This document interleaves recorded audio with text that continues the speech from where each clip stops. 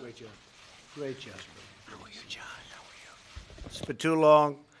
Surprise billings, which has been a tremendous problem in this country, has left some patients with thousands of dollars of unexpected and unjustified charges for services they did not know anything about, and sometimes services they did not have any information on. They weren't told by the doctor. They weren't told by the hospitals in the areas they were going to. And they get what we call a surprise bill. Not a pleasant surprise, a very unpleasant surprise. So this must end. We're going to hold insurance companies and hospitals totally accountable. And we're joined today by families who have personally experienced some horrible injustices. My administration is eager to work with both parties in Congress to save American patients thousands and thousands and thousands of dollars and to give American families greater peace of mind. They're surprised with these bills. It's ruined people's lives.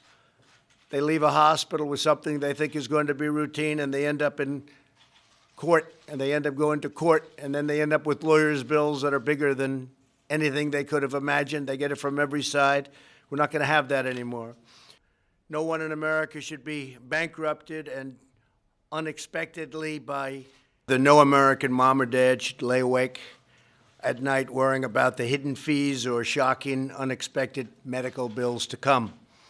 Today, I'm announcing principles that should guide Congress in developing bipartisan legislation to end surprise medical billing. And these senators and congressmen and women that are with us today are really leading the charge, and I appreciate that they're all here. Thank you all. Thank you all for being here. This is fantastic. And I think it's going to be a successful charge. From what I understand, we have bipartisan support, which is rather shocking. Thank you. Thank you. Would you like to explain what happened in your billing? Because it was sort of an incredible story. Yeah, I had a heart attack 2 years ago and was driven to the nearest hospital.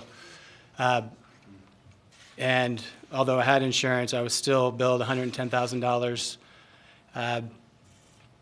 The hospital threatened to send my bill to collections. And so from there, all that stress and the fact that it was highly inflated, I was in shock when I found out some of the real prices, stuff I was charged for.